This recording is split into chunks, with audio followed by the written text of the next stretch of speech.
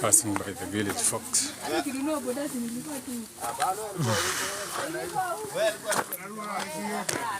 Yeah? They die mono. Dagiri. Da korira muiretu. Okay, rote. Dadi kwethera mburi. Sawa. Dayo. Imenyesha hivyo jana usiku. Bure rari nene.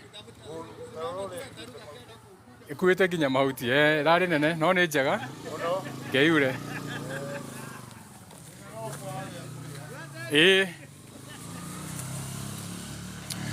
Noise. It's chaos. Making small talk. No, a man is making small talk because it's morning hours, so kuna hiyo whereby people wake up in the morning and just feel like it's necessary to have small talk, but we only have big talk on this channel. So today is Monday, so today is not about the moon. So Tuesday imekuwa ni reparenting Tuesday. We use all that mass energy to reparent self and to heal and repair, right? So we take all that energy and all that disappointments and anger that we may be feeling, and then we channel them into the right places so that we can overcome that. Now, on the same context, what you call Monday or Monday is now Monday. So on Monday, we will not be in our feelings. So on Monday, we no longer be in our feelings. So we will not be affected by the moon on Monday. So what will happen is that on Monday, we are turning this into Monday. And talking to the men, or reminding the men on, not necessarily on what they are supposed to be doing, but rather on what's on the ground, like the relationships. How should men be maintaining relationships with their fathers? Na vitu kama hizo. For example, it's very rare, and this is why I keep telling you, your culture has been destroyed. So when you are raped and pillaged and looted, your culture was destroyed. Basically, you don't have a culture. So we have to build a new culture, okay? The old is gone. And also the fact that old keys don't open new doors. Back in the day, you didn't even have doors.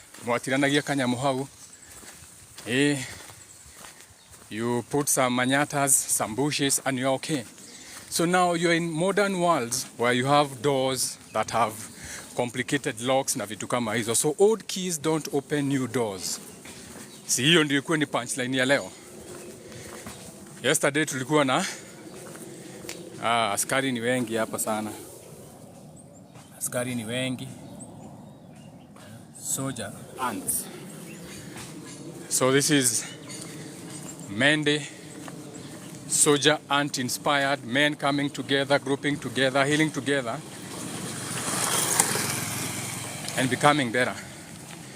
So punchline ya leo itakuwa ni old keys don't open new locks. Okay? So every time I post, old keys don't open new locks. Ni sawa? Everybody ready? Mwingia tuanze. I was giving you a few minutes to get in. Watu wamekuwa wanakuja na oh my god, I'm late. No, you are not late. Umekuja ile masaa unafaa kuingia. Now, assuming with your father, so I'm assuming now you are the father now, you. And I'm assuming your children are the children who are asking you questions. Because most of you have never had conversations with your father. I'm finishing my morning walk. Na kuna mali nimekutana na mzee akiwa na Mark 2. Ile Toyota Mark 2 stretch. So I live next to the dog kennels. So down there we have dogs, lots of dogs. Duka yangu inauzanga pet food. So I have a shop that sells pet food. It does. Now, let's say you're one of the lucky people who can still have a conversation with your father. What do I mean lucky? Lucky because most of your parents don't have emotional maturity. Most of your parents already, you can't have conversations. They have not even repaired. They are emotionally immature. Your parent, ukimuuliza kitu anakasirika, anakunyamazia, akuchukulii simu. You know, there's that avoidance. So for God's sake, let's just hope that you are one of the lucky people who can still have a conversation with your father and he's still alive. Hopefully, bado wako. You know what I'm saying? Now, and since I know most of my what do you call it? The people I talk to most on my conversations are between the ages of 25 to 31, ladies, and men the same. So, ita resonate na wewe. Let's say you are with your father now. I want to give you questions or conversations that you can be having with your father to get to understand where his trauma is coming from, or where you may have also picked your trauma from. Thank you. Where you may also have picked your trauma from. Now, you're having a conversation with your father. If you are able to do this, ask your father this. Dad, or whatever you call him.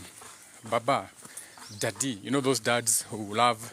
And to be really honest, the people who have enjoyed being called daddy have been very abusive. Mudo wothe wetaga baba or daddy, you could realize anyone who was called a dad was a very abusive person. Because there's a difference between a daddy and a father. Story for another day. Wakimuria, Dad, before nizaliwe mimi, sasa ni wewe, you are the son, you are talking to your father. Awa, tarekia guri to mudu ni oragia mudu ri. Mukiokuda karohe ogore mukuda karohe, or maybe you are sipping on my wine or my drinks or whichever.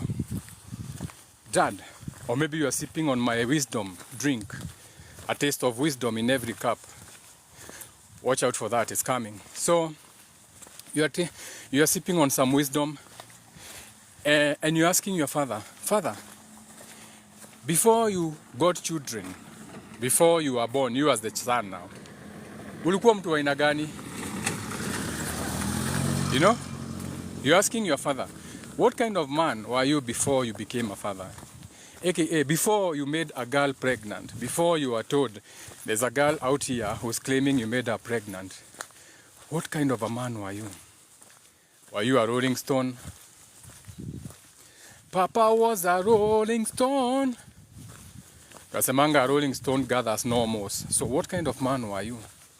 So you are trying to understand your father's youth, his past, his sexual escapades, you know, his fears. Before you came into the family, what was the fears that were driving your father? What were his mistakes? Was he in jail? Okay? And anyone who has been in jail has been in hell. Anyone who goes to jail, jail is the physical representation of hell. Ukiona mtu ameenda jela, ujue ako in hell. He's there to change something. Okay? That is why it is even rhyming. Jail, hell, hailstorm, hell, all that frequency of L, ail, sickness, hiyo yote. Etymology of words. Now, ask your father, before you married my mom, ulikuwa mse aina gani? Ulikuwa unaenda break dance? Like my father, I know, my father used to, I have so many pictures of my father. He's still alive. My father alikuwa anaenda club amefungua shati. Alikuwa na afro. And my father used to, back in, I have a story somewhere where my father back in 1976, he bought a pair of shoes in 1976 for 2,000 shillings.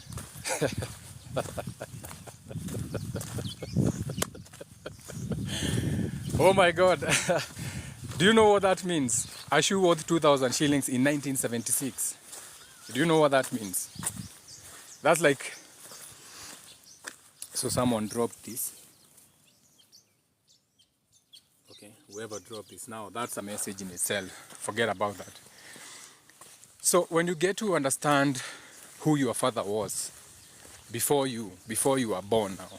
No, I'm not, don't ask about your father before you were born. So you are trying to understand this youth man. Mzee alikuwa wa aina gani? Unataka ku understand his youth. What dreams did he have? Because maybe wewe, the fact that you are born slowed down his dreams. For example, I like teaching by example. My father just retired a few years ago from the armed forces. He was at the Kenya Air Force, or what was famously known as 82 Air Force, Kenya Air Force. So most of the people when you are called Langata, people working on the small engines were taught by my father. Yeye ndio alikuja na jet A5 fighters. They are the people who went to Israel and they came with the jet A5 fighters. A very good jet, fighter jet. They are very old, but my dad are the people who went to Israel. Wakafunzwa hizo jet, wakakuja nazo. Sasa ile ilikuwa inaitwa 82 Air Force before. So he's been in Nanyuki, 82 Air Base, Moi Air Base, Isli, Kaftek, alimalizia Kaftek akifunza Kenya Armed Forces Technical College. Okay? He has taught a lot of people. When he retired, he had an opportunity to go to Dubai and work with Boeing to work on their jet engines. But because of his trauma, akakataa kuenda ku advance. Whatever reason, that's on him. We are just having a conversation now. So, when my mother became pregnant with me, my grandmother had to go and find a way to have my dad in the armed forces. But hiyo chance haikuwa ya my father. It was my small father. Ilikuwa ni ya brother ya my dad. So wakasema, wewe ndio uko na msichana karibu kupata mtoto. And remember, my mother had come to work kwa shop ya shosho yangu. So my father impregnated, for lack of a better word, msichana wa kazi in whichever way, shape and form. Nataka nikuonyeshe kwenye most of your traumas inatokanga. So my uncle akaambiwa, pea huyu chance, juu ako karibu kupata mtoto, achukue hii chance. And at that particular moment, my father alikuwa anafanya kazi kwa butchery ya shosho yangu. Walikuwa na butchery back then. And back then, my dad had saved 10,000 shillings. This was back in 1970, around that 76, he had saved 10,000 shillings. Na alikuwa amesave na guka yake, o anko yake, kwa sababu ni brother ya shosho. So he's my guka, brother ya shosho, because that was his uncle. And so shosho yangu alikuja akaitisha hiyo pesa. Akakuja kwa butchery, akaambia brother yake, nipe hii pesa kijana yangu amesave. And my father has never forgiven his mother mwenye amekufa cause ya hiyo maneno. Hata wale wanashinanga akisema. I had even asked my sister June, yeye alikuwa amenimiwa shosho yangu, nikamwambia si utafute 10,000 upe my dad, or I give her to give him, mwambie hii ile pesa shosho alitumia Junio jina, cause he has been very bitter about that money up to date.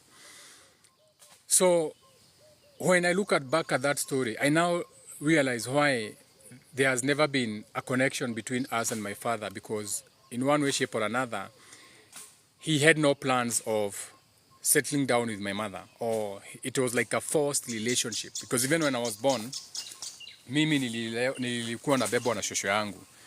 Like when I was born, my shosho is the one who, for a few years, I was growing up with him. Because also my dad, remember my dad left. When I was born, my dad was not in the country. Alikuwa ameenda Israel.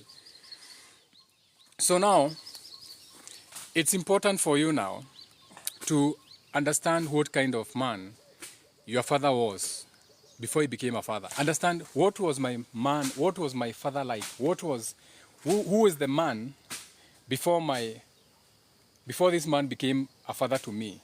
So these are the conversation wanaume wanafaa kuwa akihave na wanaume. And these are the things that are going to give us solution.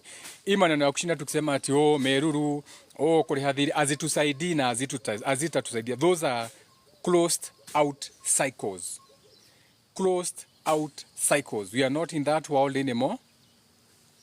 What we can do is we are in that world but with new bodies, new expanded mindsets, and new things. So we need to come up with new ways of interacting. So these are the conversations we should be having. Unauliza babako, ulikuwa mwanaume aina gani before nizaliwe dad? Understand his youth, understand his fears. Babako alikuwa na fear nini? Maybe your father feared kuandikwa kazi, but because you are born, ilibidi andikwe kazi. So, what mistakes did your father make before you were born? Alienda jela. What mistakes did he do? Because this is going to help you to see the man behind what you call the father. So ndio, he's your father. Ukimwangalia, this is my father. But behind that father, uta understand, wait, I now see the man behind who I call my father. I know his dreams, his ambitions, what he wanted. Because when life happens to you, maybe you can do this sitting down, let's stand. When life happens to you, you shelve a lot of things because of children. Most of you, hiyo kazi ulienda kutafuta juu ulizalia kwenyu, now you have a baby to feed. So by force, inakuforce utafute kazi. By force, unaachia mamako, unaingia ndege, unaenda Dubai kuslave. So children make people change their lives or their plans. The other day, we were having a conversation with women. Tuliongelea maneno ya motherhood. It's on my YouTube channel. My YouTube channel inaitwa Jenga na Jenga. So you can get on YouTube. Kuna channel inaitwa Jenga na Jenga. You'll find me there. And I was talking about motherhood. Or I was saying about how motherhood is not recognized. That before you became a mother, you had plans. Even after you have children, you had plans. Maybe you want to be a dancer, play the guitar, do something. But today ni men talk, okay? So ask your father now. You're having a conversation. We are assuming where we are at least is you can have a conversation with your father. We are assuming you are one of those lucky ones. So ask your father, what was your relation with your own father like? For example, I like using me as an example. My grandfather and my father never saw each other eye to eye. Mimi hakuna wakati kukaa. Mimi sikutoka in my whole life. Sijaiona nyumba ya guka hivi. Sikuwa nimeona ati hii ni nyumba ya guka. My own guka venye mimi am named after Jenga.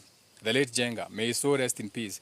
Ndio mimi nyigirite kwa guka tondu guka ndari muci wake ati guku ni kwa guka ati tuoka kwa guka because remember my shosho was separated with my guka. Shosho alikufa peke yake Nakuru Njoro. My guka amekufa peke yake hapa kwa CDM Kirato hapa Limuru. That's where he was staying. Alikuwa amepewa mahali ya kukaa kwa CDM Kirato. Itawajeri nikuwa ikaraga. That's where my father died. My grandfather died. Hata maneno ya mazishi ilipangiwa huko. So, that shows you that there was no relationship between my father and his father, my grandfather. So, there were no relationship. So, even when I look at my relationship with my father right now, najua there's no example. My father had no example on how to bond with his son. It's not there. It's not there. And it has trickled down to me to the point, even now, I, with my firstborn son, right now, ndio nafanya repairs. Right now, ndio I'm pulling him back. There has been a lot of other issues happening, but now is the time I'm pulling him back because now I know. So ask your father, what was your relationship with your father? If you have a conversation, uliza babako. By the way, nikuulize, wewe na guka mlikuwa mna grow aje? Utaona babako akikwambia, unajua guka yako alinikata hapa na panga. Unaona imaka hapa? Unaona imugu venye natembeanga? Unajua ni babako alinirushia either ago sana itimo. So now, this make you understand that whatever you are going through, there's patterns. Isn't it zinaitangwa generational curses or generational trauma? Now you can see there's patterns that have contributed with the animosity. So what you are doing, when you talk to your father and you ask your father about his father, you are breaking generational silence. There are these silences that are running in the family where you are not supposed to talk or have conversations with your parents. So you are breaking this generational silence. Here you are just breaking generational curses. You are breaking generational silences. So now you can understand, what did my father learn? Today ni men talk, Monday. Si Monday, si Monday, Monday. Tumechange. Today itakuanga Monday, where we don't dwell on our emotions. Tunaleta logic into the emotions. We bring all that logic, all that thought, all that fire, all that, we bring it into the moon. Hakuna maneno ya Monday blues. We are healing by force. Today itakuanga ni Monday. Si Monday, Monday. Kesho reparenting Tuesday. Wednesday ordained communication business. Thursday Jupiter expansion, mental expansions. Friday love and appreciation. Saturday rules, structure, vitu kama hizo. Sunday we externalize, itakuanga ni hivyo. So what is happening when you break that generational silence, when you want to know what your father relationship was with your grandfather or his father, now you are going to understand that your father never learned any business skills. So you can tell, this is what my father is lacking. So hakuna wakati utajudge your dad because he has not built an empire. Utajua, how could he have built an empire? Yet waku wanaongeleshana na guka yangu. Because wealth is generational. So utajua, my father is lacking when it comes to making money. So you no longer even blame him. It's all an individual. Everyone is supposed to be each one teach one. But tukiangalia on terms of they didn't have, for example, the kind of conversations unahavingi kwa hii channel, you're not going to find them on any books. You're not going to find them on any church. You're not going to find them on anywhere. So it shows that this was lacking. These kind of conversations were lacking during your father's time or your grandfather's time. Each generation inakuanga na their responsibilities. So we're in the age of Aquarius now. We're in the age of knowing. So we are here to break those generational curses. We are the people to speak about this. So open your throat chakra now. So then, uta understand that this is what my father lacked because it was not in my grandfather. They never speak or spoke with my grandfather like this. Then you are going to understand that this is what my father tried to do differently. My grandfather, Aregati, Ganade Ketokuna, my father tried to do something different. So there was a rift. There was a big difference between the two of them. Unaona? So that's another question you can ask your father. What was your relationship with your father, who is your grandfather now? Then, assuming again, like we said, you are able to have a man talk with your man, your father. Ebu uliza babako kama mnaisikizananga ama kama anaweza kujibu. For the few one who can still have those conversations. Most of these others is gone. Imeenda. Our fathers, that's gone. Our fathers, our uncles, that generation is gone. Baby boomers, gone with their trauma. Sasa ni sisi tutajenga. Jenga na jenga. Sisi ndio tutajenga. Na tujenge watoto. And maybe 1-2 generations down the line, tutakuwa tumeheal hizo curses, hizo trauma. Because it's very important that you understand what your father regrets in his life. Because maybe his regret is wewe. The biggest regret your father has is marrying your mother. Na hujaijua. Ask your father, what do you regret in your life? If he's honest, atakwambia, to be really honest, I regret married. Venye nilioa mapema. Ni regret mbona sikuingia ndege. Ni regret mbona sikuenda South Africa. I had this opportunity to go to South Africa. Ni regret mbona siku settle in Tanzania. Ni regret. So when you get to understand what he regrets in life, because you're not there to judge, you are there just to learn. So when you learn your father's regrets, this can help you now, or this can teach you on what to avoid. So maybe what you need now to avoid is not taking chances, because your father maybe regrets not taking his chances. So maybe you are going to learn that sometimes it's important to take chances or go with what you feel is more aligned with yourself. You get it? I don't have a cold. I just finished my walk, so I'm blowing out all that morning cold air that I had. I'm blowing my nose. Doesn't mean I have a cold. I don't get colds. Okay? I don't get sick. Now, ask your father. This is for men. This is even your men. This is not even most for the women. This is for the men. Toria vava anyu atire. Vava, awa. Niki uregreta mutorene waku. What do you regret in your life most? If he's honest, atakwambia, niye kwaria manie maitoa anyure. Now you are having conversations. And you are not there to judge. Now you are learning what drives your man. Okay? Or what makes him behave the way he behaves. You get it? Unakuaje? Let's give him space to work. So, you see, the white people, and I hate even to use that term because there's nothing like white or black men. But you get what I'm saying, it's some of the white people or the Europeans or whatever. Their relationships with their children is very different from the relationships we have us with our children as African people or black people. Again, I don't even like using the word black people because Africa is just a location. However, We don't have conversations with our children. The children are there to be seen, not to be heard. The same way, your parents are there to be seen, not to be heard. Those conversations are lacking. So, no one has actually even answered me. Hii ni question nimekuwa nikiuliza wanaume sana na sijaipata jibu. Hata saizi naweza uliza wale wanaume wako kwa hii live. Who is a man? Na hakuna mtu atajibu. Trust me, hakuna mtu ako na answer. Who is a man? Hakuna mtu atajibu. That is a question I've been asking men. Kwenye nenanga nakaa, I always ask them. If I find men in a place, tukienda Gishege or somewhere, I always ask the men, mwanaume ni nani? Hakuna mtu nijibu. Modoromeno, who is a man? And if men can't even answer that question by itself, who is a man?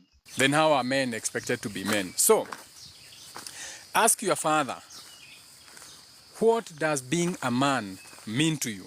Not who is a man, but what does being a man mean to you? Like you are a man, father. Yes, siwe ni mwanaume, my dad, siye. By the way, dad nikuulize, kukua mwanaume, wenye wanaitanga daddy ama whatever, inamaanisha nini kwako? Because you see, when you ask that question to a lot of people of who is a man is, the first thing they start telling you is what is a man supposed to do. And what a man is supposed to do is not what a man is. So if you ask a person who is a man, they tell you a man is a provider. I didn't ask you about what a man can do.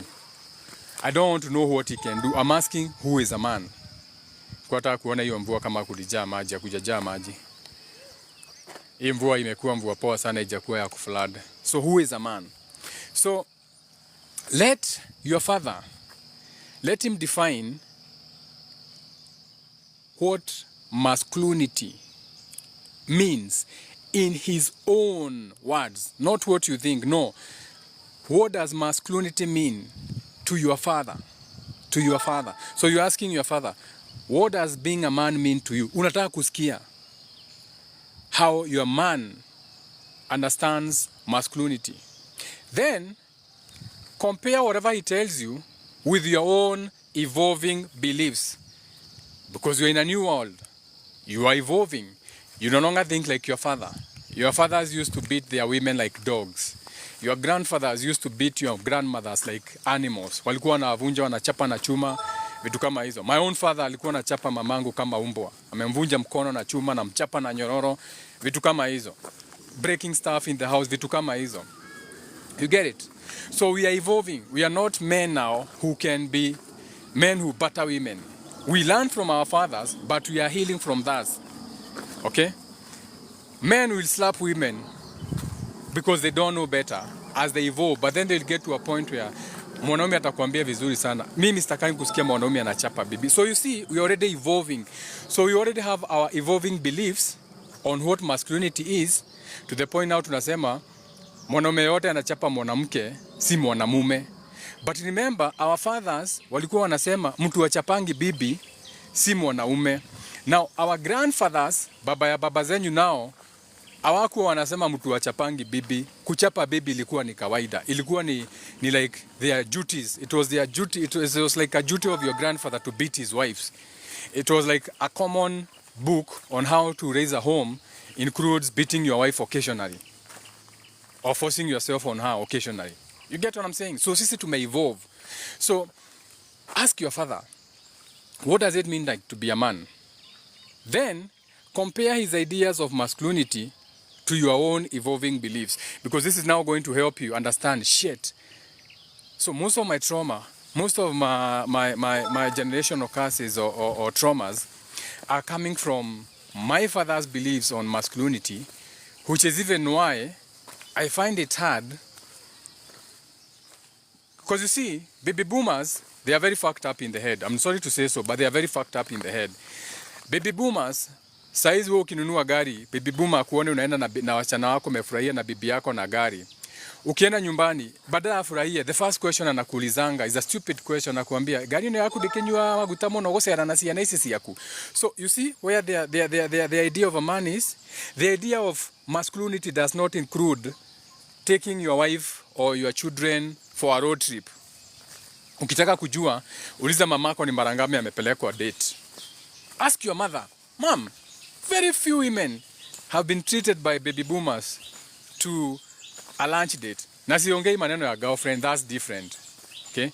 Girlfriends are always treated better. I'm talking about your mom. When is the last time your own father took your mom or your mom to Mombasa and fucked her a whole weekend?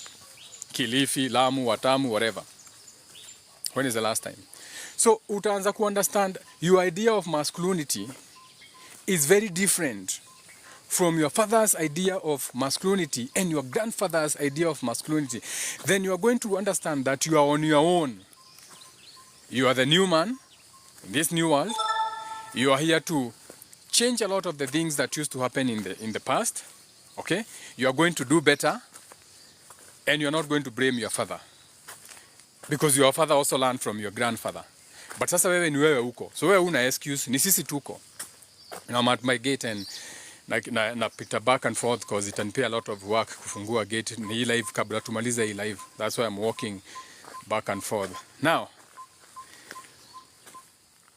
once you understand that, have another talk with your father.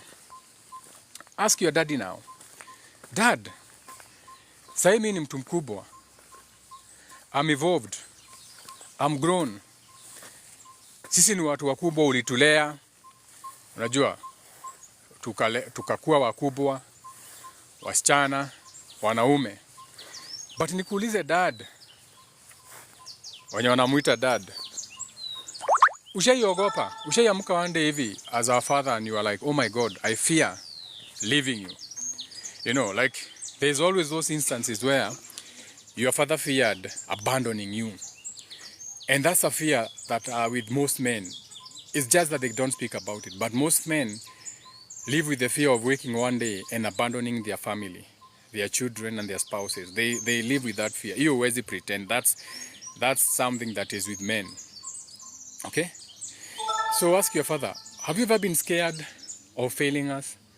Have you ever been scared of not being able to pay for our school fees? And a lot of men will confess and say, to be really honest, there are so many nights I couldn't sleep because I was also always wondering, mulizaliwa, mutakula nini?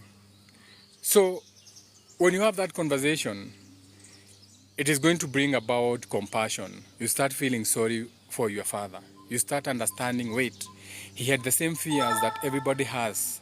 So my father may have been carrying what you call silent guilt. He was silently guilty that he made my mom pregnant, and it was his responsibility to take care of her. So my father has been carrying this guilt. So you are feeling compassion for him, where there was always unseen pressure to keep you in that school, to keep you in that lifestyle. So this is the conversations that the men should be having with the men in their lives, or their fathers in their life. Kama, if you still have that kind of father and you're still having those kind of conversations, because for most of the others, it's gone.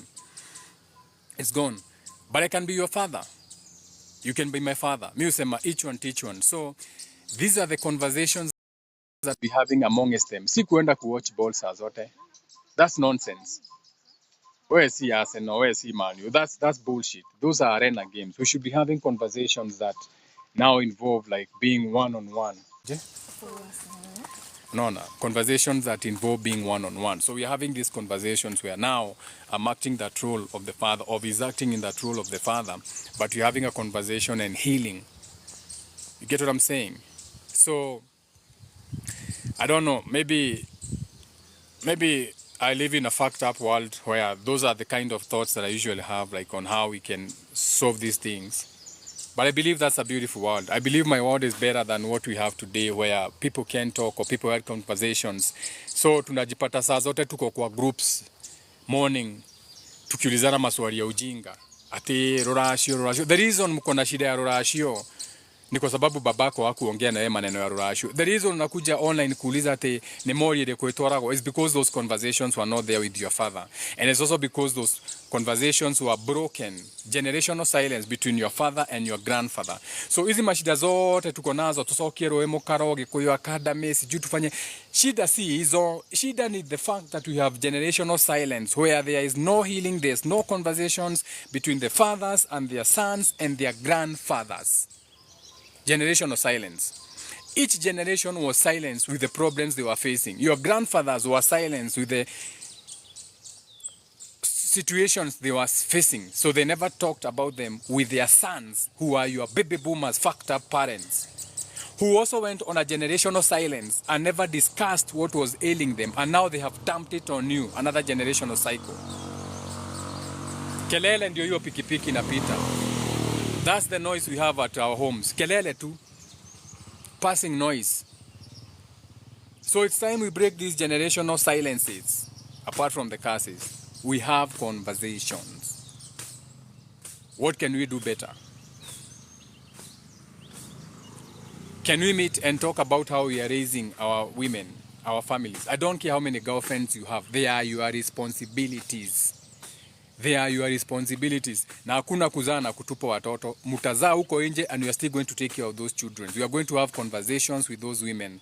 Na mutalea watoto. That is the kind of world we want.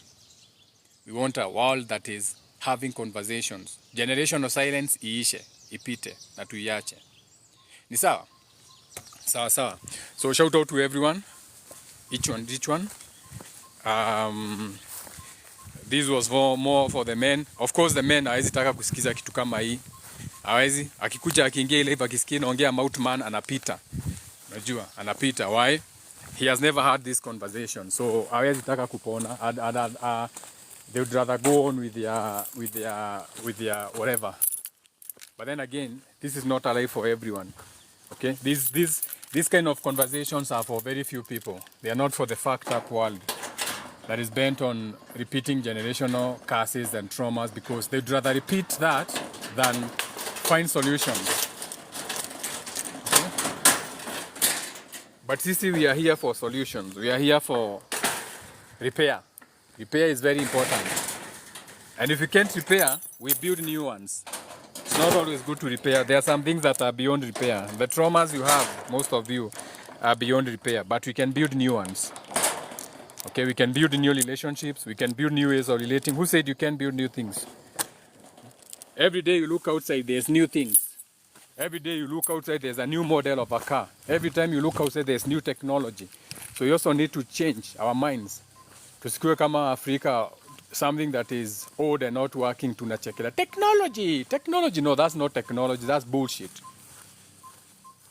Technology, that's not technology, that's bullshit. Okay? Those kind of conversations. So do have a beautiful Monday or Monday. Tumesema tumechange. Monday. And let me see. Let me see if there's a question before I end this live. Because I have not looked at the comments. Let me see if there's a comment. No comment, no question, no comment, no question. To kila kia hinya mwenye hataki aongeze blanket. Great conversation. Trauma work has allowed me to relive my childhood, which was full of trauma. Grandpa and grandma separated. Dad was quite traumatized. He was so isolated. Shout out to Gregory. Rose, Abida. Shout out to Curious and Crazy. Is there a question? True fear of being inadequate. My dad used to say it.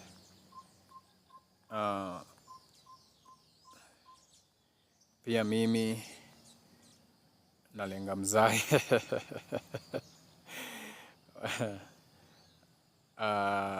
Bro, thanks for being vulnerable. Shukran. Sawa. So yeah, so we'll catch up on the next. There's no question, so I'm back home to do a few stuff and then I'm gonna leave. That's a beautiful bird. That's a fucking beautiful bird. Maybe I've seen it before, but it looks beautiful this morning. Imeland, imesikia nimesema beautiful bird imeland. Can you see it? Pale. Unamuona? With an orange beak and an orange whatever. Beautiful bird. See him on the pipe? You see him? But you know that's not a normal bird. If he was a normal bird, he wouldn't be on the camera. The fact that I turned the camera on him means that's a big spirit in a bird's being or in a bird's body, but it's not just a bird. Otherwise, the birds are in the forest, they're in the trees, they are not on social media. But you get what I'm saying. Ciao, ciao.